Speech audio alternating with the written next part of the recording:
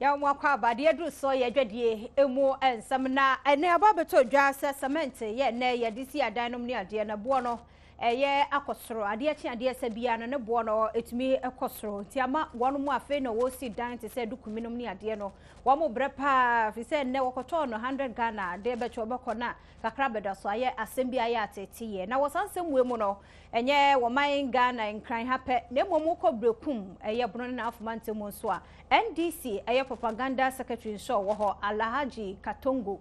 wono so nanu abatum pa se wo mu nyina wo mtobi we de na aban na wo so de wo mu nyina to bi se de ne masi kono anu odene yenya no wahoma no so ye ne di nkomo na ya hwe wo mo anu nsem Alhaji Katongo ede ne de dikan ne wo kasanti afishiapa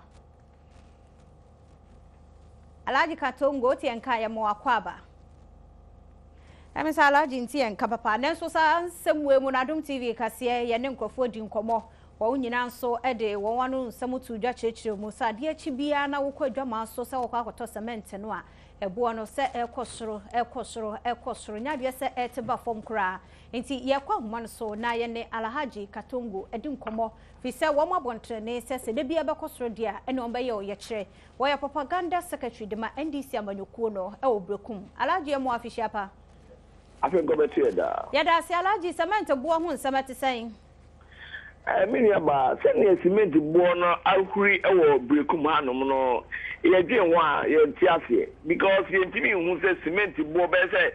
free joda ebeka enefi cement bo no atimi ahuri between free 1992 and this is no current year to cement per bag brekum no between 23 24 but nobody again why and because ya no some you mo don't toast in krumani body army omo na say you omo chasa ni ma ketekinu ya omo betu cement 1 bag 2 bags omo di si omo fie kaka na obi agis apesa kaka so kwakudo cement do hono ma abron the cement no na ye ba be di broye na ye 20 Ghana cedis o ba beto a enne no awi between 23 24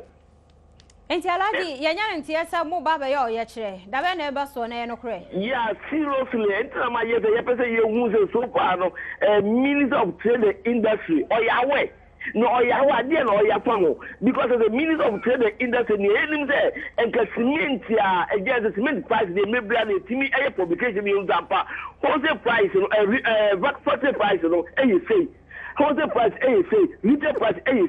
in you say any money nyina na na do zam pase say no to aye tu mu no ya dia businessman mo amudi omu sika di cement bi takrade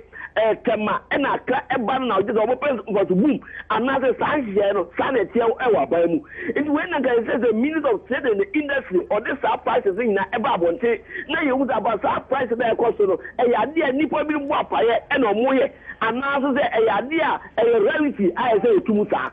any business and nya na say do that or nwonya for aye haruna igisu or nina so etimi eye ni za wanya sa de say yentimi yehu dia de du ba bia na onya for haruna igisu no di abana abro no di Ghana for so abro yo Alhaji Katongo ye fa unsi ha na nsam na wabusa ya no ense bibu sampanufo no de anu ye abreye ye da se pa propaganda secretary de ma NDC amanyoko wo brekum Alhaji Katongo and I was saying, I need to